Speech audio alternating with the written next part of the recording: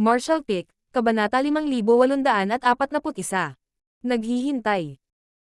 Noong nakaraan, kahit na ang gulo ni Yang Kai ay nagbigay ng sakit sa ulo ng Black Ink Clan, mayroon pa ring paraan para sugpuin ito, ngunit ngayon na si Yang Kai ay nakalusot sa 9th grade, ang Black Ink Clan ay tila walang paraan upang malutas ito, na nagpaparamdam sa kanila na walang magawa. Hindi mapigilan ni Mona Ye na makaramdam ng panghihinayang. Hindi pa rin niya gaanong pinansin si Yang Kai. Kung nakagawa siya ng paraan para patayin siya ilang taon na ang nakakaraan, hindi sana siya nahihirapan ngayon.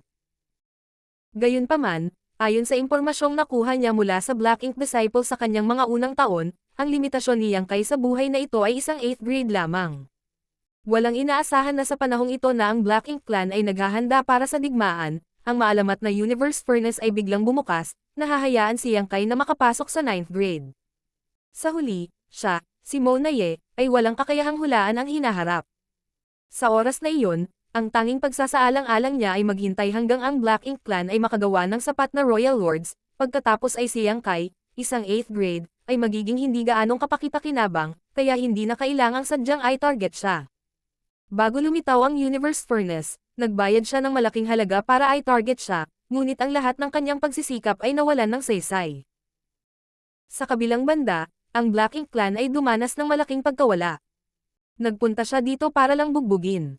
Tumingin si Mo Yu sa direksyon na iniwan ni Yang Kai, kumunot ang kanyang noo sa pagkalito. Bakit siya pumunta sa Black Ink Battlefield? Hindi rin maisip ni Mona Ye kung ano ang intensyon ni Yang Kai. Pinagsasama-sama ang lahat ng mga nakaraang aksyon ni Yang Kai, ang taong ito ay palaging lumilitaw at nawawalang parang multo. Hindi maganda. Mabilis na inikot ni Mona Ye ang kanyang ulo at sumigaw. Territory Gate. Ngayon pa lang, masyado na siyang nakatutok sa pakikipaglaban kay Yang Kai para masyadong mag-isip tungkol dito, ngunit ngayong kumalma na siya, biglang natuklasan ni Mona Ye ang isang napakaseryosong problema. Ang Territory Gate ay tinatakan ng space ability ni Yang Kai. Sa katunayan, nagawa na ito ni Yang Kai dati. Sa oras na iyon, bumalik siya mula sa Celestial Phenomenon Sea at nagtipon ng grupo ng mga labi ng human race sa labas ng No-Return Pass. Noong pinangunahan niya sila na salakayin ang No-Return Pass, ipinadala niya sila sa Spatial Territory. Pagkatapos noon, nagmamadaling bumalik si Yang Kai at nailigtas ang nahuli na Jilao-san ng Dragon Clan. Pagbalik niya mula sa Spatial Territory, ginamit ni Yang Kai ang kanyang space ability para i-seal ang Territory Gate. Sa oras na iyon, katatapos lang niyang makapasok sa 8th grade, kaya kung ito man ay sarili niyang pamamaraan o ang kanyang mga natamo sa Dao of Space, sila ay mas mababa sa kung ano sila ngayon. Sa oras na iyon, medyo nag-effort pa siya. Matapos iligtas si Jilao-san, dinala siya ni Yang Kai sa kailaliman ng Black Ink Battlefield at bumalik sa Black Territory sa pamamagitan ng isang lihim na daanan sa Blue Sky War Zone. Nang nasil ang Territory Gate, ang Black Ink Clan ay gumugol ng malaking pagsisikap upang muling buksan ito. Pagkatapos noon, hindi na muling ginawa ni Yang Kai ang ganoong bagay hanggang ngayon. Ang Northern Pass ay ang pundasyon na ngayon ng Black Ink Clan. Sa bawat sandali, isang malaking bilang ng Black Ink Clan ang isisilang dito, at ang mga reinforcement ay patuloy na ipapadala sa mga frontline upang tumulong sa labanan. Ang mga nasugatan na pseudo-royal lords ay babalik din sa No-Return Pass para magpagaling. Sa pamamagitan ng selyadong Territory Gate, ito ay katumbas ng pagputol ng koneksyon sa pagitan ng No-Return Pass at ng 3,000 mundo. Hindi lamang ito magiging sanhi ng malaking pagkawala ng Black Ink Clan sa kanilang kalamangan, ngunit ito rin ay magiging pangunahing banta sa hukbo ng Black Ink Clan na lumalaban sa 3,000 mundo. Bagamat ang Black Ink Clan ay kasalukuyang may maraming master, at kahit pilit nilang sinubukang buksan ang selyadong Territory Gate, magtatagal ito. Ang mga linya sa harap ay patuloy na nagbabago, kaya paano magkakaroon ng napakaraming oras na dapat sayangin. Sa isang iglap, naisip ni Mona Ye ang maraming bagay. Biglang napagtanto na marahil ito ang pangunahing dahilan kung bakit dumating si Yang Kai sa No-Return Pass sa pagkakataong ito. Gayunpaman, kahit na makita niya ang puntong ito ay walang silbi. Ang Territory Gate na tinatakan ay isang katotohanan, kaya kailangan niyang humanap ng paraan para masira ito sa lalong madaling panahon. Hindi nagtagal, sa pamumuno ni Mona Ye at Mo Yu, marami sa mga master ng Black Ink Clan ang nagsimulang salakayin ang Territory Gate. Kumaway ang sunod-sunod na alon ng malakas na enerhiya, na naging sanhi ng pakiramdam ng mga master ng Black Ink Clan na parang nakain sila ng langaw. Sa kawalan na malayo sa No-Return Pass, huminto si Yang Kai sa isang lumulutang na kontinente upang magpagaling. Sa pakikipaglaban sa napakaraming Black Ink Clan Masters ng mag-isa, si Yang Kai ay dumanas ng matinding pambubugbog. Kung hindi dahil sa kanyang Divine Spirit Body, talagang hindi na makakalaban si Yang Kai. Kahit na nagawa niyang masaktan ang ilan sa mga pseudo-royal lords, hindi niya nagawang patayin ang marami sa kanila, na nakakalungkot. Hindi ito mapipilit, minsan mahirap ang tauhan ng tao. Hindi pa banggitin, nakamit na niya ang kanyang layunin. Ang pagsira sa isang high-grade Black Ink Nest, pagsil sa isang territory gate, at pagpatay sa isang territory lord na may pagkakataong maging isang royal lord ay isang babala lamang sa Black Ink Clan, hindi pa siya gumagamit ng anumang follow-up na pamamaraan. Sa ngayon, dapat ay naunawaan na ng Black Ink Clan ang kanyang mga atensyon, at ang selyadong territory gate ay dapat makapagbigay sa kanila ng sakit ng ulo sandali. Pagkatapos ay hayaan silang sumakit ang ulo. Ang sakit ng ulo nila, mas madali para sa kanya na isakatuparan ang susunod niyang plano. Pagkalipas ng ilang araw, tumayo si Yang Kai at muling naging mabangis at masigla. Para sa kasalukuyang Yang Kai, ang mga maliit na pinsalang ito ay hindi malaking bagay, at madali siyang gumaling mula sa mga ito. Tumangala sa direksyon ng Black Ink Battlefield, tumalikod si Yang Kai at nagmamadaling pumunta sa kailaliman ng Black Ink Battlefield, hawak ang isang Space Spirit Bead sa kanyang kamay habang patuloy niyang hinihimok ang kanyang lakas upang maramdaman ito. Ang buong Black Ink Battlefield ay masasabing binubuo ng maraming mga war zone. Sa malawak na walang laman na ito, kahit na ang Black Ink Battlefield ay malawak, ito ay hindi naiiba sa isang lawa o karagatan. Sa loob ng hindi mabilang na taon, ang human race at Black Ink Clan ay mahigpit na lumaban sa pond na ito na kilala bilang Black Ink Battlefield, ngunit nang matalo ang human race, ang maingay na battlefield na ito ay unti-unting huminahon, hindi na kasing buhay ng dati. Sa ngayon, ang Black Ink Clan ay nakaupo sa tuktok ng Mountain Pass, ginagamit ito bilang kanilang pundasyon upang tingnan ang 3,000 mundo. Paminsan-minsan, iilan lang sa mga mining team ang papasok sa Black Ink Battlefield, ngunit hindi sila lalalim. Sa Myriad Demons War Zone, malapit sa espasyo kung saan matatagpuan ang Ancient Battlefield, dalawang figure ang nagtatago ng kanilang mga aura sa isang patay na katahimikan. Pareho silang mukhang matanda, pareho silang may cultivation ng isang 8th grade Heaven Opening Realm Master, ang kanilang mga lumang mukha ay puno ng pag-aalala. Pagkatapos ng mahabang katahimikan, nagsalita ang isang matandang lalaki sa kaliwa na nakasuot ng itim na damit. Halos 700 taon na ang nakalipas, ngunit wala pa ring balita tungkol kay Junior Brother Yang. Baka may nangyari. Noong nakaraan, nakipagkasundo sila kay Yang Kai na pupunta siya at kukunin ang mga mapagkukunan mula sa kanila isang beses bawat 100 taon, ngunit ang huling beses na ginawa nila iyon ay halos 700 taon na ang nakalilipas. Dahil matagal na nilang hindi nakikita si Yang Kai, hindi maiiwasang mag-overthink sila ng mga bagay-bagay. Ang isa pang matandang lalaki na nakadamit ng linan ay nagsabi. Ang larangan ng digmaan ay mapanganib, anumang bagay ay maaaring mangyari. Bagamat wala siyang anumang intensyon na sumang-ayon sa kabilang partido, nahulaan pa rin niya na si Yang Kai ay nakatagpo ng isang uri ng aksidente, kung hindi, imposible para sa kanya na hindi dumating ng ganoon katagal. Kung gayon ano ang dapat nating gawin? Ito ay isang napakalalim na lokasyon sa Black Ink Battlefield. Kung wala ang suporta ni Yang Kai, imposibleng makabalik sila sa 3,000 mundo. Hindi sila makakabalik sa pamamagitan ng no-return pass. Nagpadala rin ng mensahe si Junior Brother Zhao at ang iba pa para magtanong tungkol sa bagay na ito at madama na oras na para gamitin ang rutang iyon. Pumunta sa Primodile Heaven's Source Grand Restriction. Kumunat ang noo ng matandang nakaitim na roba. Ang matandang lalaki na nakasuot ng linan ay tumango. Ito ay isang bagay na binalaan sa atin ni Junior Brother Yang, at ito ang tanging paraan para makalabas tayo. Ang Primodile Heaven's Source Grand Restriction ay isang mahabang paglalakbay, at ang paglalakbay na ito ay tatagal ng hindi bababa sa 20 o 30 taon. Ikaw at ako, bilang 8th grade cultivators, ay maaaring maayos, ngunit maraming mga panganib sa daan. Ang mga kabataang iyon sa 4th grade at 5th grade ay maaaring hindi na makaligtas, at ang mga nasawi ay maaaring hindi maliit. Ito ay talagang isang problema, kaya si Junior Brother Zhao at ang iba ay hindi nagpumilit na magtakda para sa Primodile Heaven's Source Grand Restriction ngayon. Kahit na ang 700 taon ay hindi isang maikling panahon, hindi ito masyadong mahaba para sa isang high-grade Heaven Opening Realm Master. Marahil si Junior Brother Yang ay nakatagpo ng ilang uri ng problema at naantala. Sa kabutihang palad, hindi pa tayo nadidiscover ng Black Ink Clan sa loob ng napakaraming taon, kaya ligtas pa rin tayo sa ngayon. Tapos maghihintay tayo. Ito lang ang magagawa natin. Sandaling natahimik silang dalawa bago muling nagsalita ang matandang nakasuot ng itim. Nagtataka ako kung paano ang digmaan sa 3,000 mundo. Sana maging maayos ang lahat. Muling tumahimik ang lugar. Para sa mga taong ito, lahat sila ay nag-iisa at walang magawa, hindi makatanggap ng anumang balita tungkol sa 3,000 mundo. Hindi nila alam kung paano nangyayari ang digmaan, kaya medyo mahirap ang sitwasyong ito. Gayunpaman, alam din nila na mayroon silang misyon na dapat dalhin, at palaging may ilang bagay na kailangang gawin, kahit na hindi alam ng maraming tao ang tungkol sa kanilang mga sakripisyo. Unti-unting lumipas ang oras sa katahimikang ito.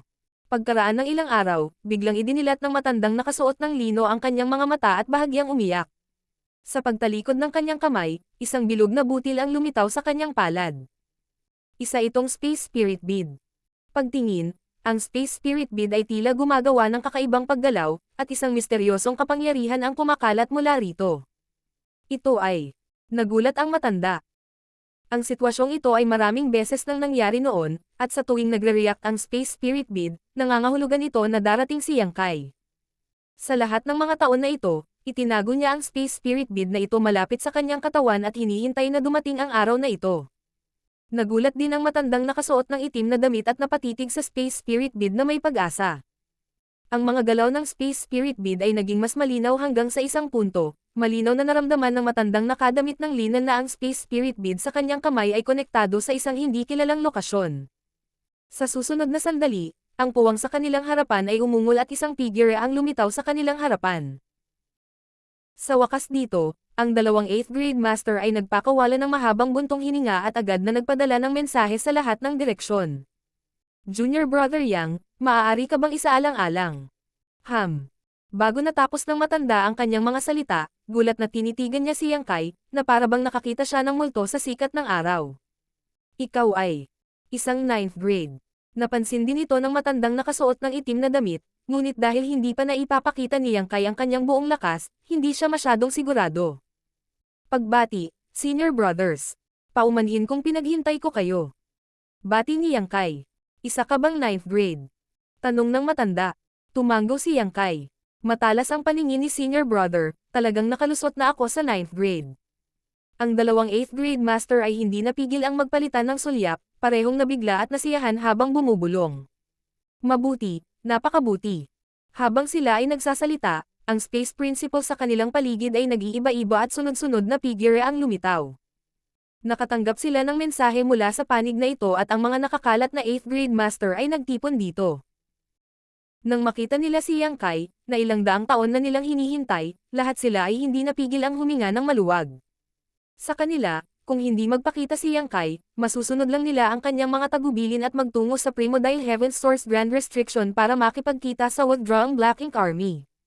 Gayunpaman, ang paglalakbay patungo sa Primodile Heaven's Source Grand Restriction ay mahaba at mapanganib, at maraming tao ang hindi makakaligtas dito. Ito ay isang landas na puno ng mga tinek, kaya kung maiiwasan nila ang paggamit nito, gagawin nila ang kanilang makakaya na huwag gawin ito. Ngayong lumitaw na si Yang Kai, natural na hindi na sila kailangang pumunta sa Primodile Heaven's Source Grand Restriction. Nang marinig nila ang sinabi ng matandang nakadamit na linen na si Yang Kai ay sumulong sa 9th grade, hindi napigilan ng matandang 8th grade master na ito na mabiga, halos maghinala na mali ang nakita ng matanda. Gayunpaman, sa mas malapit na pagsisiyasat, si Yang Kai ay isang ang 9th grade, na nag-alis ng kanilang mga pagdududa, ngunit hindi pa rin nila maisip kung paano umunlad si Yang Kai. Marshall Pick, Kabanata 5842. Pumili. Mula nang salakayin ng Black Ink Clan ang 3,000 mundo, libu-libong taon na ang lumipas. Bago ang paglitaw ng Universe Furnace, binabantayan na ng human race ang 12 o higit pang Great Territory Battlefields. Bukod sa Great Territory Battlefields na iyon, High Heaven Territory, at sa bagong Great Territory, halos lahat ng Great Territory ay nahulog sa kamay ng Black Ink Clan. Dahil dito, ang human race ay palaging nahaharap sa isang malaking problema. Ang problema sa cultivation resources ay masyadong kakaunti ang Great Territory na inookupahan ng human race, kaya mas kaunting paraan para makakuha ng resources. Ang pag-asa sa supply ng bagong Great Territory lamang ay hindi sapat upang matugunan ang mga pangangailangan ng lahat ng human race. Sa panahon ng dakilang migrasyon noon, ang iba't ibang dakilang sekta at pamilya, pati na ang Cave Heaven Paradise, ay naglabas ng maraming magagandang bagay, lalo na ang iba't ibang Cave Heaven Paradise. Matapos ang hindi mabilang na mga taon ng akumulasyon, ang bawat isa sa kanila ay nakaipon ng maraming kayamanan. Gayunpaman, pagkatapos ng libu-libong taon, wala silang nakin, at ang mga mapagkukunang inilabas nila sa kanilang mga unang taon ay halos naubos na. Sa partikular, sa pag-usbong ng nakababatang henerasyon ng human race, ang pagsilang ng maraming heaven-opening realms sa Star Boundary at Myriad Monster World ay naging sanhi ng pagtaas ng demand para sa mga mapagkukunan halos bawat taon. Noong nakaraan, ang mga puwersa ng human race ay sumikop sa 3,000 iba't ibang mga lugar sa 3,000 mundo at sila ay may sariling kakayahan, ngunit ngayon ay hindi na nila kaya. Napakaraming taon na ang nakalipas, sinisikap ng human race na lutasin ang potensyal na krisis na ito, sa mga tuntunin ng mga supply, ito ay tungkol sa pagtitipid ng mga mapagkukunan. Sa kabilang banda, simple lang ang pagtitipid hanggat maaari upang maiwasan ang hindi kinakailangang basura. Ngayon, kahit na ang mga patakaran na nagpapahintulot sa mga koponan na baguhin ang kanilang mga battleship ay inalis na. Gayunpaman, ang mga mapagkukunan ay isang malaking sakit ng ulo para sa human race. Maraming taon na ang nakalilipas, napakaraming mga ngaso na nanloob sa puwersa ng Black Ink Clan para maghatid ng mga supply. Ang ilan sa kanila ay nakakuha ng ilang mga nadagdag, ngunit ang mga panganib ay malaki rin. Kapag na-target sila ng mga master ng Black Ink Clan, tiyak na mapapahamak sila. Karamihan sa mga kasalukuyang Black Ink disciples ng Black Ink Clan ay dating mga ngaso. Sinamantala rin ni Yang Kai ang Black Ink Clan at umani ng maraming benepisyo, ngunit hindi ito isang pangmatagalang solusyon. Sa makatuwid, pagkatapos ng talakayan kay Mi Jinglan, nag-organisa si Yang Kai ng isang pangkat mula sa human race at lihim na ipinadala sila sa kaibuturan ng Black Ink Battlefield. Ang pangkat na ito ay may kabuuang ilang 10,000 mga tao, at ang kanilang pangkalahatang paglilinang ay hindi masyadong mataas, kaya hindi sila makakagampanan ng malaking papel sa larangan ng digmaan, ngunit kung ito ay mga mapagkukunan lamang ng pagmimina, ito ay hindi mahalaga. Ang buong Black Ink Battlefield ay napuno ng hindi mabilang na patay at tuyong mga bangkay, at ang kayamanan ng mga mapagkukunan ay ganap na nababagay sa kanila. Ang mga matandang 8th grade masters na napili ay matanda at mahina, o nagdusa ng ilang nakatagong pinsala at wala na sa kanilang pinakamataas. Si Uyang Lai ay isa sa kanila, ngunit siya ay pinabalik ni Yang Kai upang maghatid ng mensahe. Nakipagkasundo si Yang Kai sa pangkat na ito upang mangolekta ng mga mapagkukunan isang beses bawat daang taon. Sa loob ng mahigit 1,000 taon, naging mapayapa ang lahat, ngunit mula noong huling pagpapakita niya 700 taon na ang nakararaan, ngayon lang bumalik si Yang Kai. Marami sa mga matandang 8th grade masters ay natural na naghihintay na balisa.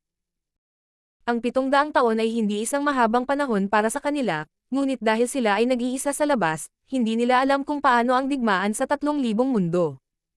Ito ay isang pagpapahirap para sa kanila, at sa tuwing naiisip nila ito, sila ay mawalan ng pag-asa. Kaya naman, pagkaraang magpadala ng mensahe ang matandang nakadamit na linan, agad na lumitaw ang mga nagkalat na Panginoon ng 8th grade. Nang makitang umaban si Yang Kai sa 9th grade, lahat sila ay nagulat. Maraming taon nang hindi nagpakita si Junior Brother, nakakalusot ba siya sa pag-iisa? Tanong ng matanda, ito rin ay isang makatwirang hula. Hindi iyon ang kaso. Umiling si Yang Kai. Ito ay isang mahabang kwento. Hindi na kailangang magmadali, maaari nating pag-usapan ito mamaya. Mabilis na sabi ng isa pang 8th grade, kumuha ng futon at inihagis ito kay Yang Kai bilang follow-up. Sa ngayon, gustong-gusto nilang malaman kung ano ang nangyari sa human race nitong nakalipas na 700 taon. Dahil sa wakas ay dumating na si Yang Kai dito, natural lang na gusto nilang malaman pa. Pagkaraan ng ilang sandali, naupo ang lahat at nagsimulang ipaliwanag ni Yang Kai ang mga pagbabagong naranasan ng human race sa paglipas ng mga taon. Nang marinig nila na lumitaw ang Universe Furnace, ang pagkapatas sa pagitan ng human race at Black Ink Clan ay naputol, at isang malaking labanan ang sumiklab, naging seryoso ang mga ekspresyon ng lahat. Nang malaman nila na ang human race ay biglang gumawa ng 4 na 9th grade masters sa Universe Furnace World, tuwang-tuwa sila. Nang marinig nila na si Uyang Lai ay kabilang sa 4 na 9th grade master na ito, ang grupo ng mga tao ay hindi manatiling kalmado. Ang bastos na iyon ay talagang nakapasok sa 9th grade. Halos lumuwa ang mga mata ng isang may puting buhok na 8th grade master sa kanilang mga socket habang ito ay kumikibot. Paano siya magkakaroon ng ganoong swerte bastos na asong iyon? Hindi rin napigilan ng ibang 8th grade na mainggit. Sa orihinal, Sa 8th grade realm, lahat ay isang matandang lalaki na nakipaglaban sa Black Ink Clan sa loob ng hindi mabilang na taon at gumawa ng malaking kontribusyon sa kanilang layunin. Sa buhay na ito, walang pag-asa na maabot ang 9th grade. Kahit na sila ay lumaban sa larangan ng digmaan, hindi nila maipapakita ang kanilang pinakamataas na lakas maliban kung sila ay lumaban hanggang sa kamatayan. Masaya rin silang bantayan ang mga mapagkukunan ng pagmimina ng koponan dito. Sa kasamaang palad, may nangyari noon, at si Uyang Lai ay pinabalik ni Yang Kai sa 3,000 mundo upang maghatid ng mensahe. Sa huli, kahit papaano ay nakakuha siya ng pagkakataon. Ang grupo ng mga matatandang lalaki ay biglang nadama na komplikado, pakiramdam na sila ay nakaligtaan ng maraming. Tanga ang swerte. 9th grade, maging ito. Isang karagdagang 9th grade human race ay isang magandang bagay. Bahagyang umubo ang matanda. Tumanggo ang lahat bilang pagsang-ayon. Oo, naiinggit man sila o hindi, ang tagumpay ni Uyang Lai sa 9th grade ay talagang malaking tulong sa human race. Ang ipinagtataka ng lahat ay ang swerte ni Uyang Lai ay napakabuti. Noong una, lahat ay nanatili rito upang ipakita ang kanilang natitirang lakas, ngunit ngayon ay bigla siyang tumalon sa Dragon Gate. Sa hitsura nito, ang pagkatalo ng Black Ink Clan sa Universe Furnace ay hindi maliit. Tumanggo si Yang Kai. Ilang pseudo-royal lords at royal lord ang napatay, ngunit nagtagumpay si Mo na Yen na maging royal lord at nakatakas sa kalamidad na ito. Bilang karagdagan, bukod sa 4 na 9th grade master sa Universe Furnace, matagumpay na nalampasan ni na Senior Brother Wei Junyang at Senior Sister Luo Tinghe ang dati, at ngayon ay nakalaya na rin sina Xiao Xiao at Wu Qing mula sa mga hadlang at namamahala sa isang legion. Tahimik na nagkalkala ang isang tao. Kaya ang human race ay kasalukuyang may 8 9th grade masters. Siyam. Lumingon si Yang Kai sa nagsalita. May isa pang taong hindi ka pamilyar. Siya ang kasalukuyang may pananagutan sa pangangasiwa sa Primordial Heaven's Source Grand Restriction at siya ang reincarnation ng Shi. Natural na tinutukoy niya si Wukong, ngunit walang masyadong pakikitungo si Wukong sa mga masters ng Cave Heaven Paradise. Noon, ang kanyang reputasyon ay palaging mababa, kaya walang nakakaalam ng kanyang pag-iral. Nang ipadala siya ni Yang Kai sa Primordial Heaven's Source Grand Restriction, isa lamang siyang 7th grade cultivator. Sa pamamagitan ng paggamit ng Heaven Devouring Battle Law, nagawa niyang linangin hanggang sa 9th grade sa napakaikling panahon. Nasasabik ang lahat. Noong nakaraan, pagkatapos ng mahusay na labanan sa Spatial Territory, ang mga 9th grade master ng human race ay halos nalipol lahat. Maging ang Dragon Emperor at Phoenix Empress ng kasalukuyang henerasyon ay namatay sa labanan, na naiwan lamang si Xiao Xiao at Wu Qing.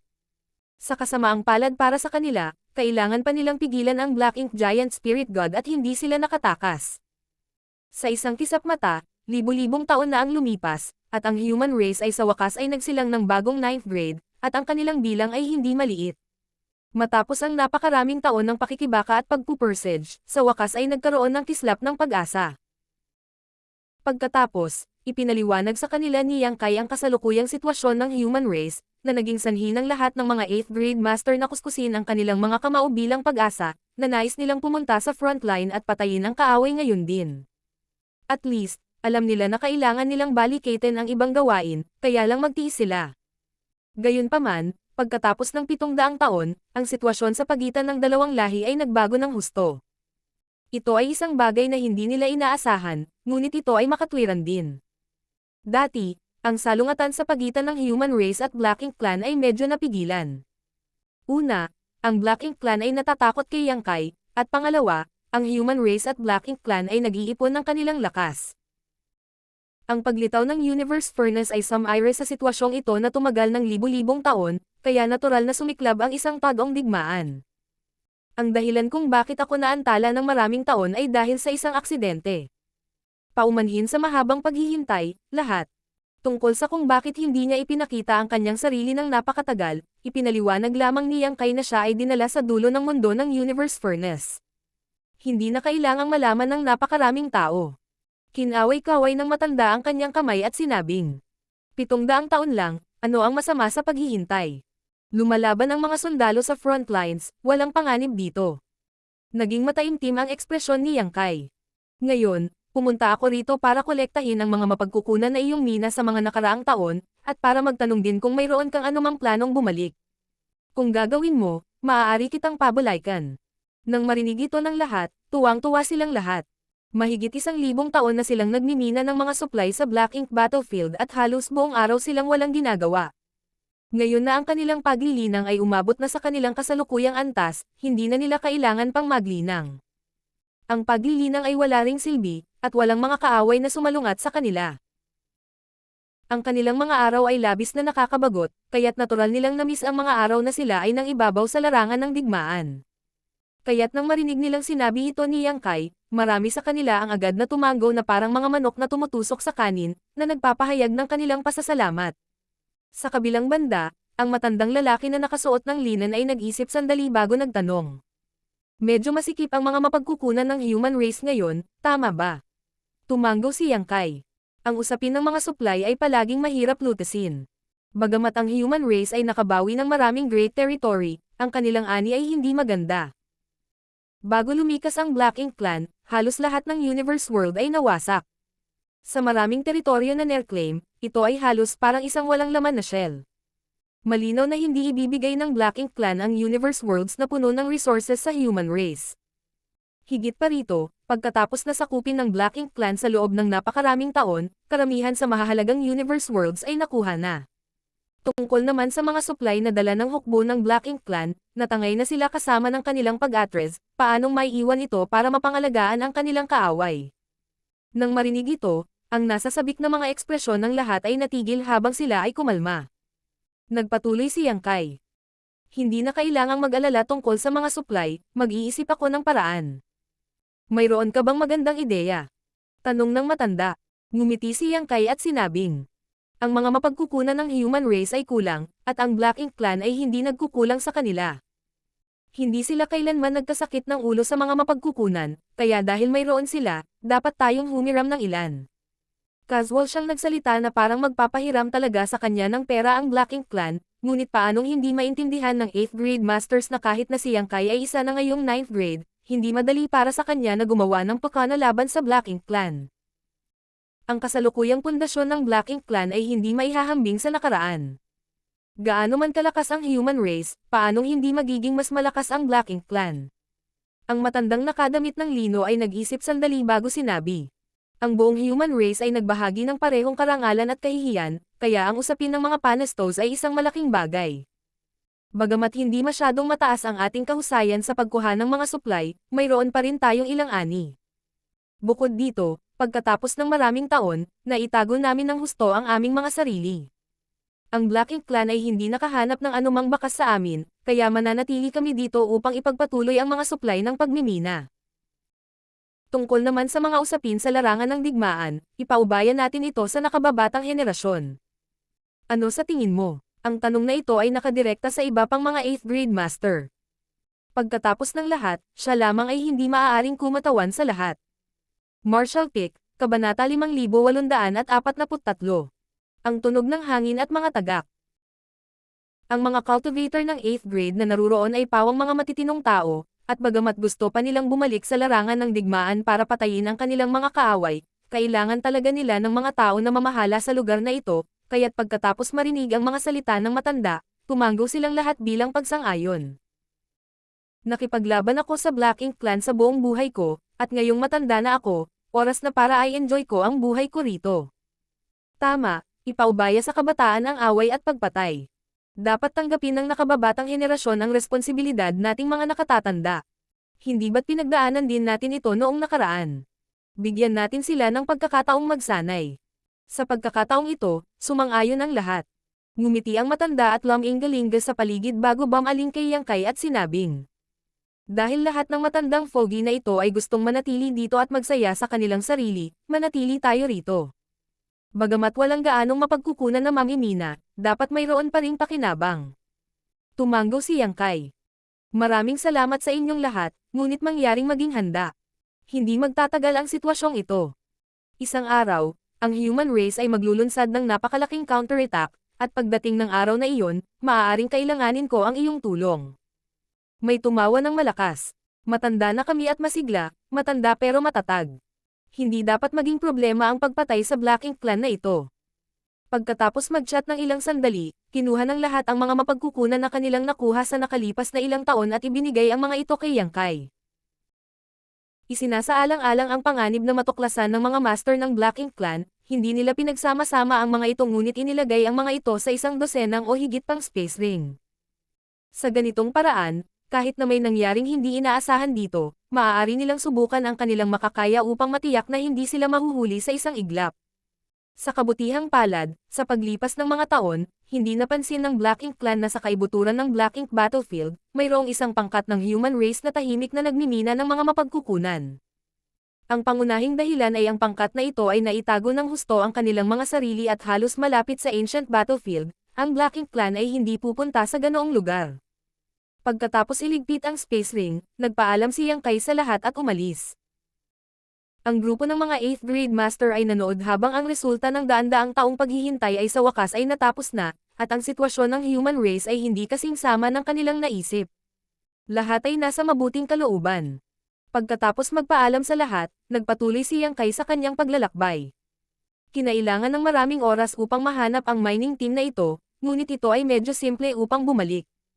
Gamit ang Space Spirit Bead na naiwan niya sa daan, inabot sila ng wala pang kalahating araw bago makarating sa labas ng No-Return Pass. Pagtingin niya sa itaas, nakita niya na ang territory gate na dati niyang selyado ay nabuksan muli, ngunit wala siyang pakialam. Sa kasalukuyan, maraming mga master sa Black Ink Clan, at mayroong higit sa isang dosenang pseudo-royal lords at 2 royal lords na natipon sa No-Return Pass. Kahit na nagawa niyang i-seal ang territory gate, sa napakaraming master na nagtutulungan, magtatagal lang sila para makalusot. Gayunpaman, sa katalinuhan ni Mona Ye, dapat ay napagtanto na niya ang kabigatan ng problema, di ba? Ang pagsiling sa territory gate ay isang simpleng bagay para sa kanya, ngunit sa Black Ink Clan, ito ay walang pinagkaiba sa isang malaking sakuna. Lalo na ang hukbo ng Black Ink Clan na nakikipaglaban pa rin sa labas. Sa ilalim ng kanyang maingat na pangunawa, ang makapangyarihang mga aura ay nakakalat sa lahat ng dako, hindi nag-abala na itago ang kanilang mga sarili, tulad ng isang maliwanag na lampara sa dilim. Paminsan-minsan, ang mga maliliit na koponan ng Black Ink Clan Cultivator ay nagpapatrolya sa lugar, na nagiging sanhi ng buong lugar na mapuno ng takot. Hindi ito maaaring makatulong. 2 buwan na ang nakalilipas, biglang lumitaw si Yang Kai sa No-Return Pass, na naging isang Divine Dragon at nakipaglaban sa isang mahusay na labanan sa isang grupo ng mga master ng Black Ink Clan. Bagamat sa huli, napilitan si Yang Kai na umatras at nabugbog pa, ang Black Ink Clan ay nakaranas pa rin ng ilang pagkatalo. Hindi pa banggitin ang pseudo-royal lords na nasugatan sa dakilang labanan na iyon, ang isa sa high-grade Black Ink nest ay nawasak, at ang territory lord na kwalipikadong maging royal lord ay pinatay din ni Yang Kai. Bagamat nakatakas si Yang Kai sa Black Ink Battlefield, sa pag-unawa sa kanya ni Mona Ye, tiyak na babalik ang taong ito. Walang paraan upang matukoy kung kailan siya babalik, kaya maaari lamang niyang mapanatili ang buong pagbabantay at maging magbantay sa lahat ng oras. Masasabing bagamat nag-iisa si Yang Kai, marami sa mga master ng Black Ink Clan sa No-Return Pass ang nakadama na parang may buto ng isda na nakabara sa kanilang lalamunan, nakakaramdam ng labis na hindi komportable at naiinis. Pagkatapos mag-obserbo ng ilang sandali, ginamit ni Yang Kai ang kanyang Thunder Shadow's Natal Divine Ability para itago ang kanyang aura at lumipad patungo sa No-Return Pass na parang anino. Sa sandaling ito, biglang nakaramdam ng pagkaalarma ang isang pseudo-royal lord sa isang lugar sa Northern Pass. Kung ito ay anumang oras, hindi na niya masyadong binigyang pansin ang banayad na sensasyon na ito, ngunit pagkatapos na bigyan ng babala ni Mona Ye, bigla niyang binuksan ang kanyang mga mata at agad na pinaandar ang kanyang aura. Sa susunod na sandali, lumitaw ang figure ni Mona Ye at sumulyap sa pseudo-royal lord, na tumango ng mataimtim. Luminggalinga si Mona Ye sa paligid at iniskan ang kanyang paligid gamit ang kanyang divine sense, ngunit walang epekto. Sa kabilang panig, si Yang Kai, na medyo malayo pa, ay hindi napigil ang sumimangot. Noong una ay gusto niyang gamitin ang natal divine ability ng Thunder Shadow para makalusot at patayin ang pseudo-royal lord, ngunit hindi niya inaasahan na magiging napakapuyat niya. Ang natitiyak niya ay ang kabilang partido ay walang nakitang anumang bakas sa kanya, ngunit sa kanyang lakas na umabot na sa antas ng isang pseudo-royal lord, halos hindi niya naramdaman ang ilang hindi kilalang mga panganib. Kung gusto niyang harapin siya at kumilos laban sa kanya, tiyak na alerto siya nito. Ang ikinagulat ni Yang Kai ay kahit na ganoon, ang pseudo-royal lord ay kumikilos ng buong tapang. Ito ay masyadong maingat. Hindi nakaimik si Yang Kai. Gayunpaman, hindi niya inaasahan na dahil sa nakaraang palitan at sa iba't ibang impormasyon na nakuha niya, ang pagsusuri sa kanya ng Black Ink Clan ay tumaas sa isang hindi kapanipaniwalang antas. Dahil alam ni Mona Ye na babalik si Yang Kai maya-maya, paano siya naging pabaya? Siya ay partikular na nagutos na hanggat mayroong kahit kaunting abnormal na reaksyon, ang pseudo-royal lord ay magpapakita ng labis na tugon. Ilang beses nang nangyari ang ganitong sitwasyon noon, ngunit sa huli ay isa lamang itong maling alarma, ngunit ang ganitong uri ng pagbabantay ay hindi kailanman nakaka-relax. Hindi matukoy kung dumating si Yang Kai o hindi, lumingon si Mona Ye sa isang tiyak na direksyon at mamulong. Yang Kai, alam kong nandito ka, bakit napakalihim mo? Bakit hindi mo ipakita ang iyong sarili? Hindi napigilan ni Yang Kai na iikot ang kanyang mga mata habang nakatitig sa kanyang likuran at nakikinig sa kanyang kumpiyansa na mga salita. Wala kang alam. Dahil wala siyang natanggap na anumang tugon, hindi ito pinilit ni Mona Ye at mabilis na bumalik sa dati niyang posisyon, nakabantay sa lahat ng direksyon. Nakahinga rin ng maluwag ang pseudo-royal lord. Nagtatago sa mga anino, hindi napigilan ni Yang Kai na iklik ang kanyang dila. Napakahigpit ng mga depensa ng Black Ink Clan, hindi ito madali. Eto na, kahit na mahirap para sa kanya na kumilos sa kanyang panig, ang panig ng Black Ink Clan ay nasa mas masahol pa na estado. Kinailangan nilang maging magbantay laban sa anumang posibleng pag-atake ng palihim. Ang pressure sa puso ng pseudo-royal lords ay napakahusay, maging sina Mona Ye at Mo Yu ay hindi komportable. Ang inisyatiba ay ganap na nasa mga kamay ni Yang Kai, kaya ang Black Ink Clan ay matitiis lamang ang lahat ng posibleng panganib. Hinaplos ang kanyang baba, dahan-daang umatras si Yang Kai at umikot sa kabilang panig ng No Return Pass, patungo sa lokasyon ng isa pang pseudo-royal lord. Ngunit hindi nagtagal, nag-react ang pseudo-royal lord at inilabas ang kanyang aura. Sa susunod na sandali, si Mo Yu, na nagtatago sa isang lugar, ay biglang lumitaw at tumingin sa paligid. Ang puso ni Yang Kai ay napuno ng galit. Ang mga bastard na ito ay lahat ay duwag na sila ay gumagawa ng malaking kaguluhan dahil lamang sa isang maliit na pakiramdam ng krisis. Paano niya magagamit ang kanyang mga pamamaraan ngayon? Gayunpaman, nagkataon lang na ang kanilang lakas ay umabot sa antas ng isang pseudo-royal lord, kaya mayroon silang ganoong kakayahan. Kung gusto ni Yang Kai na harapin siya, kahit na ginamit niya ang natal divine ability ng Thunder Shadow para itago ang sarili, hindi niya maaalis ang pakiramdam ng krisis sa puso ng kaaway. Ito ay ang pagbabantay ng isang dalubhasa. Nakakunot ang noo, itinoon ni Yang Kai ang kanyang atensyon sa isang high-grade Black Ink Nest. Kung hindi niya kayang harapin ang pseudo-royal lords na gumawa ng pag-iingat laban sa kanya, hindi dapat maging problema ang pakikitungo sa Black Ink Nest na ito, di ba? Ang Black Ink Nest, pagkatapos ng lahat, ay isang walang buhay na bagay, at bawat high-grade Black Ink Nest ay bahagi ng pundasyon ng Black Ink Clan. Ang pagsira sa ilang high-grade Black Ink Nests ay magdudulot din ng pagkalugi sa Black Ink Clan. Bukod dito, sa mga high-grade Black Ink Nests sa No Return Pass, magkakaroon sila ng pseudo-royal lord hilang sa loob o isang territory lord na naglilinang sa loob. Kapag sinisira ang isang high-grade Black Ink Nests, malaki ang posibilidad na makakuha siya ng ilang hindi inaasahang tagumpay. Sa pag-iisip, pumunta si Yang Kai sa isang high-grade Black Ink Nests at sumuntok. Nang pumutok ang marahas na kapangyarihan, nagulat ang lahat ng pseudo-royal lords. Sabay ding lumitaw sina Mona Ye at Mo Yu at sumugod mula sa magkaibang direksyon. Sa susunod na sandali, ang maraming pseudo-royal lords ay lumipat din, na nagtitipon sa lahat ng direksyon. Gayunpaman, walang intensyon si Yang Kai na makipag-away sa kanila. Sa lakas ng kanyang kamao, sumabog ang malaking Black Ink Nest, at lumipad ang isang figure. Tumingin si Yang Kai at agad na nagliwanag sa tuwa. Ito ay isang pseudo-royal lord na kasalukuyang nagpapagaling sa Black Ink Nest. Nakahuli siya ng malaking isda. Kung ikukumpara sa pagpatay sa mga territory lord na may pagkakataong maging royal lord, mas handang patayin ni Yang Kai ang pseudo-royal lords na ito. Ang lakas ng isang pseudo-royal lord ay totoo, at ang pagpatay sa sino man sa kanila ay isang gantimpala. Ang mga territory lord na iyon ay nagkaroon lamang ng pagkakataon na maging isang royal lord, kaya kung sila ay magtagumpay o hindi ay hindi pa rin sigurado.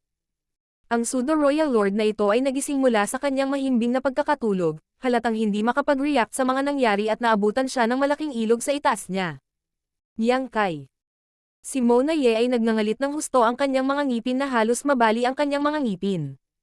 Bago pa man niya maabot si Yang Kai, isang marahas na secret technique ang lumitaw na. Sabay umatake si Mo Yu. Kinuha ni Yang Kai ang space-time river at tumakbo.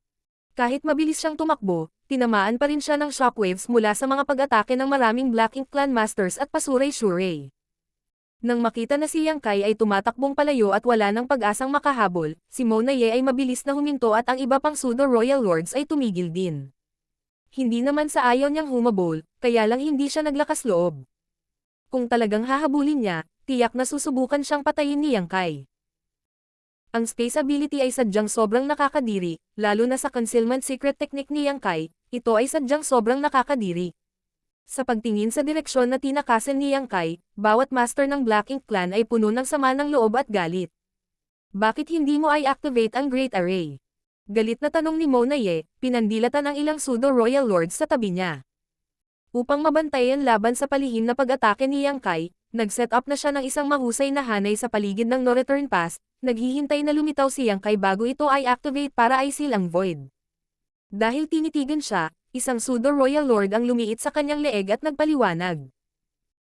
Naka-activate ito, ngunit hindi niya ginamit ang teleportation technique na iyon. Naging mapait ang ekspresyon ni Mona Ye. Ang Great Array na tinatakan ng Void ay maaaring maging sanhi ng pagkawala ni Yang Kai sa kanyang kakayahang mag-teleport palayo, ngunit ngayon lang niya ginamit ang kanyang escape technique para makatakas, kaya ang Great Array ay walang epekto. Si Mona Ye ay nabulag din ng galit, kaya hindi niya inaasahan ito. Martial Pick, Kabanata 5844. Matanda na kaming magkakilala. Tumigil siya. Biglang sabi ni Mo Yu. Itinaas ni Mona Ye ang kanyang mga mata at nakitang tumigil si Yang Kai sa limitasyon ng kanyang paningin. Bagamat hindi siya nagsalita, tahimik niyang pinupukaw ang mga ito, na para bang sinasabi niya. Kung mayroon kayong kakayahan, sumunod kayo sa akin. Kudlit, nagdilim ang paningin ni Mona Ye nang muntik na siyang mamatay sa galit. Ang space-time river ay nanginginig, at ang mga alon ay lumiligid. Malinaw, ang pseudo-royal lord na nakulong sa loob ay nagpupumilit na kumawala, ngunit sa kasalukuyang pamamaraan ni Yang Kai, na ang nag-iisang pseudo-royal lord na nakulong sa loob, paano niya ito papayagan na mangyari? Hindi humahabol. Tumingin si Yang Kai sa direksyon ng mga master ng Black Ink Clan, kumikislap ang kanyang mga mata. Ang mga taong ito ay medyo maingat, tila natatakot sila na papatayin niya sila. Dahil iyon ang nangyari. Sa isang pag-iisip, ang figure ni Yang Kai ay kumislap at nawala sa space-time river. Sa susunod na sandali, ang orihinal na kalmado na space-time river ay biglang nagsimulang kumulo. Habang pinapanood ang eksenang ito mula sa malayo, nagbago ang ekspresyon ni Mona Ye at halos sumugod siya, ngunit bago pa siya makakilos, huminahon ng umaagos na ilog at muling lumitaw ang figure ni Yang Kai. Sa kanyang kamay ay isang pseudo-royal lord na humihinga ng mabigat at may mahinang sigla. Ang pseudo-royal lord na ito ay malubhang nasugatan sa frontline battle laban sa human race 8th grade, kaya bumalik siya sa no-return pass at pumasok sa Black Ink Nest para magpagaling. Ang kanyang mga sugat ay hindi pa gumagaling at ang kanyang lakas ay bumagsak ng husto. Ngayong nahulog na siya sa space-time river, magiging madali para kay Yang Kai na supilan siya. Hawak ang pseudo-royal lord sa kanyang kamay, malamig na tinitigan ni Yang Kai ang mga master ng Black Ink Clan na nakatitig sa kanya mula sa malayo at dahan-daang nagpapalakas ng kanyang lakas. Ang pseudo-royal lord ay tila may napansin at buong lakas na nakipagpunyagi, ngunit walang epekto. Nakatingin lang siya kay Mona Ye at sa iba pa at tumawag. Iligtas mo. Bago pa siya matapos magsalita, sumabog siya at naging madugong ambon, naglabas ng makapal na ink force na agad na pumutok sa isang higanteng itim na ulap ng tinta. Bahagyang bamantong hininga si Yang Kai at nakipagkamay. Sa kabilang banda, ang grupo ng pseudo-royal lords ay nakatitig kay Yang Kai na may dugong mga mata. Sina Mona Ye at Mo Yu ay may galit din sa kanilang mga mukha. Ang paulit-ulit na pang-aakit ni Yang Kai ay naging sanhi ng kanilang pagsabog, ngunit wala silang kapangyarihang gumawa ng anuman tungkol dito. Sa huling laban, napatunayan na ang lakas ni Yang Kai. Ang Black Ink Clan ay nagtipon ng 2 royal lords at 12 ng pseudo-royal lords, ngunit hindi pa rin nila mapatay ang taong ito at maitaboy lang siya. Mag-away man sila ngayon, malamang wala silang mapapala. Masasabing si Yang Kai, na nakapasok sa 9th grade at may katawan ng Divine Dragon, ngayon ay may ganap na kalamangan sa Black Ink Clan. Matapos patayin ang pseudo-royal lord, hindi kaagad umalis si Yang Kai. Sa halip, tumingin siya kay Mona Ye at Mo Yu nang may interes at nagtanong. Sino ang namamahala ngayon? Parehong nanatiling tahimik sina Mona Ye at Mo Yu, ang kanilang mga mata ay malungkot na para bang hindi sila mapakali sa kanya. Ngumisi si Yang Kai. Ang alitan ng dugo sa pagitan ng human race at Black Ink Clan ay kasing lalim ng dagat, ganap na hindi mapagkakasundo. Kung gusto mo akong patayin, papatayin kita. Matapos ang lahat ng mga taon na ito, ilang human race ang namatay sa ilalim ng mga kamay ng iyong mga master ng Black Ink Clan. Nakapatay lang ako ng pseudo-royal lord, bakit gumawa ng ganoong aksyon? Ano? Hindi ka ba handang bayaran ang halaga? Pinatay mo ang isa. Mayroong kabuuang 8 pseudo-royal lords mula sa E5 territory na namatay sa iyong mga kamay. Kudlit. Nang isipin ito ni Mona Ye, damyugo ang kanyang puso. Kung hindi dahil mabilis na tumakas ang mga natitirang pseudo-royal lords matapos makitang umasim ang sitwasyon, maaga o huli ay nalipol mo na sila. Huminga ng malalim para pakalmayan ang kanyang galit, nagngangalit si Mona Ye at nagtanong. Ano ang gusto mong gawin? Bakit hindi mo sabihin sa amin? Masasabi niyang ang desisyon ni Yang Kai na umabant o umatras ay tiyak na isang pakana, kaya sa halip na mag-aksaya ng oras sa pagtitig sa kanya, maaari pa rin niyang linawin ito. Tumingin sa kanya si Yang Kai nang may pagtataka. Ang Black Ink Clan ay nasa ilalim mo na ngayon. Ang paghahari ni Mo Yu ay ibinagsak mo. Pagkatapos ay bumaling siya kay Mo Yu. Ikaw ay isang matandang Royal Lord, kahit na si Mona Ye ay maging isang Royal Lord, siya ay isang junior pa rin. Paano mo hahayaan ang isang junior na sumakay sa iyong ulo at kumilos tulad ng isang malupit? Si Mo Yu ay nanatiling walang pakialam, tinatrato siya na parang umuutot. Malamig na sinabi ni Mona Ye. Yang Kai, huwag kang magsalita ng mga mapanuksong salita. Ang Black Ink Clan ay hindi kasing taksil gaya ng iyong human race. Ibinaba ni Yang Kai ang kanyang mga labi. Sinusubukan lang niya ang kanyang kapalaran. Kung talagang makakapaghasik siya ng hindi pagkakasundo sa pagitan ng dalawang Royal Lords, natural na magiging mabuti ito. Sa anumang kaso, ito ay isang librerag kalakalan, kaya hindi magiging isang kawalan upang subukan. Ngunit sa hitsura nito, ito ay walang silbi. Kinakalma ang sarili, sinabi ni Yang Kai. Dahil ikaw ang may hawak, ayos lang. Matanda na kaming magkakilala, kilala na namin ang isa't isa, at wala ni isa sa amin ang nagmaltrato sa isa't isa. Ngayon, pumunta ako dito para sa isang negosyo sa iyong Black Ink Clan. Namilog ang gilid ng mga mata ni Mona Ye nang marinig niya ang salitang negosyo. Bigla niyang naalala ang mga araw na kinulit siya ni Yang Kai. Kaya't nang marinig niya ang mga salita ni Yang Kai, nagkaroon siya ng masamang premonition at wala siyang ibang gusto kundi ang takpan ang bibig ni Yang Kai. Hindi siya pinansin ni Yang Kai at sinabi lang, may gusto lang akong kunin mula sa No Return Pass. Sana ay matino ang iyong Black Ink Clan. Mas lalong pumikit ang mga mata ni Mona Ye. Ano iyon? Iniunat ni Yang Kai ang kanyang kamay at itinuro. Lumingon si Mona Ye sa direksyon na itinuturo niya at nakita ang ilang Black Ink Nest na nakatayo doon. Karamihan sa kanila ay mga mid-grade Black Ink Nests, ngunit isa sa mga ito ay high-grade Black Ink Nest. Nagtaka si Mona Ye. Black Ink Nest. Ano ang gustong gawin ni Yang Kai sa Black Ink Nest? Ang Black Ink Nest ang pundasyon ng Black Ink Clan, ngunit mukhang hindi ito gaanong nagagamit sa human race. Noong nakaraan, ang human race ay talagang nakakuha ng ilang Black Ink Nest at pinag-aralan ito ng malalim. Sa panahon ng ekspedisyon, ginamit pa nila ang kakayahan sa komunikasyon ng Black Ink Nest upang i-coordinate ang mga paggalaw ng iba't ibang hukbo. Gayunpaman, mula noon, ang human race ay tumigil sa pag-iisip tungkol sa Black Ink Nest. Nagkakamali ka, bakit ko gusto ang Black Ink Nest? Itinaas ni Yang Kai ang kanyang daliri at ikinaway ito.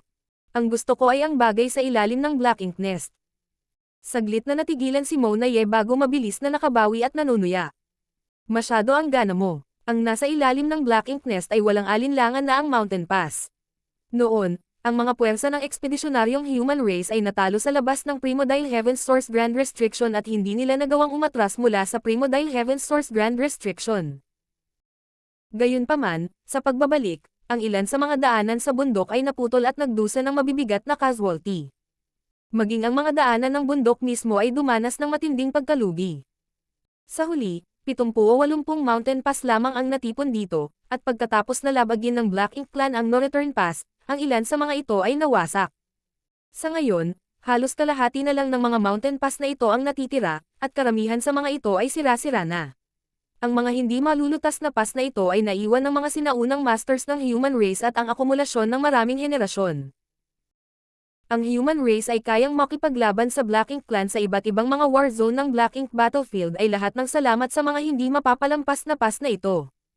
Ang bawat isa sa mga mountain pass na ito ay isang higanting artifact na pinagsama ang parehong opensa at depensa. Ang withdrawing Black Ink Pavilion ay ginawa sa pamamagitan ng paggaya sa mga mountain pass na ito, ngunit kumpara sa kanila, ang laki ng withdraw ang Black Ink Pavilion ay hindi maihahambing sa alinman sa mga mountain pass na ito. Sa harap ng isang tunay na daanan ng bundok, ito ay tulad ng pagkakaiba sa pagitan ng isang apo at isang lolo. Dahil napakalaki ng mga hindi magugupo na pass na ito, kahit na ang 9th grade old ancestors noon ay hindi nagawang alisin ang mga ito. Matapos mawala sa human race ang no-return pass, ang mga hindi mapapabagsak na pass na ito ay naiwan sa no-return pass. Dahil sinakop ng Black Ink Clan ang mga mountain pass na ito, walang paraan para magamit nila ng husto ang mga mountain pass na ito, kaya binaliwala lang nila ang mga ito at inilagay na lang ang Black Ink Nest sa ibabaw ng mga mountain pass na ito, na tinatrato ang mga artifact na ito ng human race bilang kanilang base. Pagkaraan ng napakaraming taon, ang human race ay hindi kailanman nagkaroon ng anumang ideya tungkol sa mga pagdaan sa bundok na ito, dahil wala silang magagawa. Hindi kailanman naisip ni Mona Ye na gagawa ng ganoong kahilingan si Yang Kai. Ang mga mountain pass na ito ay walang silbi sa mga kamay ng Black Ink Clan, dahil noong lumikas ang human race, ang core ng bawat mountain pass ay inalis na, at ang mga spirit arrays at artifact sa mga mountain pass ay nawasak na lahat, na naiwan lamang. Higanteng walang laman na shell para sa Black Ink Clan. Nagulat si Mona Ye sa biglaang kahilingan ni Yang Kai para sa mountain pass. Sa katunayan, hindi mahalaga kung ibinigay niya ito kay Yang Kai, ngunit dahil magkaaway sila, paano siya madaling pumayag? Tatanggi na sana si Mona Ye nang marinig niyang maluwag na sinabi ni Yang Kai. Isang mountain pass lang ang kukunin ko. Maaari kitang hayaang ilipat ang Black Ink Nest, kaya ayos lang kung papayag ka, ngunit kung hindi. Sa anumang kaso, wala akong gagawin, sa pinakamaraming bibisitahin kita isang beses bawat 3 o 5 araw. Nilunok ni Mona Ye ang mga salitang sasabihin niya. Kung ginawa ni Yang Kai ang ganoong kahilingan 2 buwan na ang nakakaraan, hinding-hindi papayag si Mona Ye, ngunit ang labanan 2 buwan na ang nakalipas ay nagbigay daan sa mga master ng Black Ink Clan na masaksihan ang lakas ni Yang Kai. Sa sorpresang pag-atake sa panahong ito, ang Black Ink Clan ay nawalan ng isa pang high-grade Black Ink Nest at isang pseudo-royal lord. Kung ilang beses pang mangyayari ang ganitong sitwasyon, sino ang makakatagal? Ang pseudo-royal lords ay may isang tiyak na antas ng premonition patungo sa hindi kilalang mga panganib, ngunit ang Black Ink Nest ay mga walang buhay na bagay. Kung inatake lang ni Yang Kai ang Black Ink Nest, gaano man karami ang high-grade Black Ink Nest sa no-return pass, hindi nila ito kakayanin. Napatunayan na ng kanyang mga aksyon ang kanyang kakayahan. Kung iisipin, hindi talaga sila makatanggi. Hindi napigilan ni Mona Ye na lumingon para sulyapan si Moyo. Bagamat pinagkatiwalaan siya ni Moyo at pinahintulutan siyang manguna, talagang hindi siya makakagawa ng desisyon sa bagay na ito ng mag-isa at maaari lamang itong pag-usapan kay Moyo. Lumakas ang divine sense ng 2 royal lords, ngunit hindi sila minamadali ni Yang Kai. Pagkaraan ng ilang sandali, nagngangalit si Mona Ye at sinabing, maaari kong ibigay sa iyo ang mountain pass, ngunit mayroon din akong kahilingan. Masayang ngumiti si Yang Kai. Nagnenegosyo lang ako, walang iba kundi itaas ang presyo sa lugar at magbayad, magsalita. Sinabi ni Mona Ye. Pagkatapos mong alisin ang mountain pass palayo, hindi ka pinapayagang pumunta muli sa Northern Pass. Natutulog ka pa ba? Tumingin sa kanya si Yang Kai na parang tanga. Inilahad ni Mona Ye ang kanyang mga kamay. Tulad ng sinabi mo, kapag nagnenegosyo, dapat mong taasan ang presyo. Paano kung pumayag ka? Medyo nalungkot ka agad si Yang Kai. Mukha ba akong tanga? Pagkatapos ng 1,000 taon, hindi ka makakarating sa no-return pass sa loob ng 1,000 taon. Ang mga ugat sa noo ni Yang Kai ay nakaumbok. Sinabi ko sa iyo na itaas ang presyo, hindi ko sinabi sa iyo na magsalita ka ng kalokohan. Turuan mo ako. Pang-aasar ni Mona Ye. Pinandilatan siya ni Yang Kai at ikinaway ang kanyang kamay. 10 taon, sa loob ng 10 taon, hindi ako pupunta sa no-return pass. 900 taon. Nakipagtawaran si Mona Ye. Hindi maipaliwanag na sinabi ni Yang Kai. Nakikita ko na mayroon kang ilang hindi pagkakaunawaan tungkol sa kasalukuyang sitwasyon. Hindi ko kailangang kumuha ng anumang bagay, ngunit maaari akong pumunta sa no-return pass anumang oras na gusto ko. Ang hindi pagpunta dito sa loob ng 10 taon ay ang aking pinakamalaking katapatan, huwag mong itulak ang iyong swerte.